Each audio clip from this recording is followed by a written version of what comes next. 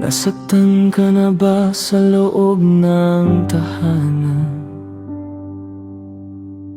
Mga salitang hindi mo inaasahan,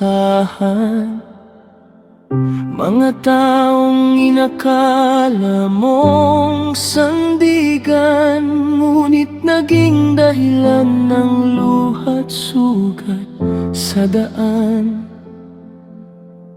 At minsan ang sakit ay sobrang lalim, na pati pananampalataya ay gustong bitawan.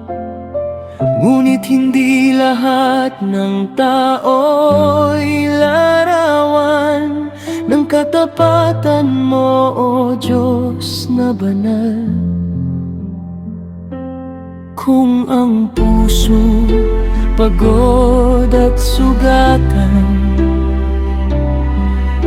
lumapit ka sa Diyos na hindi nagkukulang, dahil kahit tao'y magkulang at magbago, ang pag-ibig niya'y hindi maglalaho.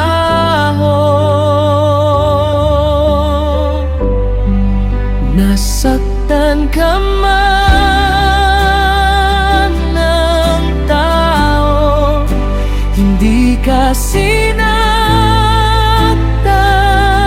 ng Diyos. Ang kanyang pag-ibig ay totoo at hindi kailanman nagtatapos.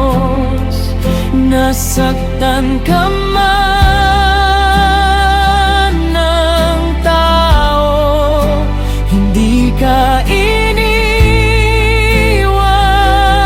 ng Diyos. Sa kanyang mga kamay ay may lunas, sa sugat mong hindi kayang paghilom ng iba.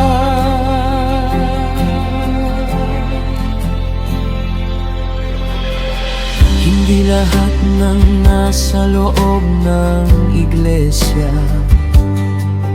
ay perpekto, walang mali o pagkukulang. Ngunit ang Diyos na nasa gitna ay tapat kahit tayo'y nagkakasala. Gusto mong lumayo dahil sa sakit,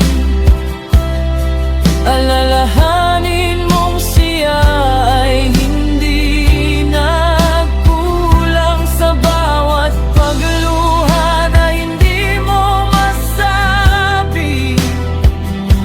Nariyan siya, nakikinig sa'yo palagi.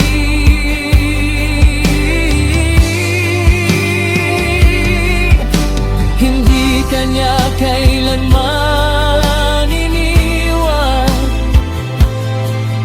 kahit ang tao'y nagkulang sa'yo. Ang sugat na hindi mo maintindihan ay kayang pagalingin ng pag-ibig niya. Nasaktan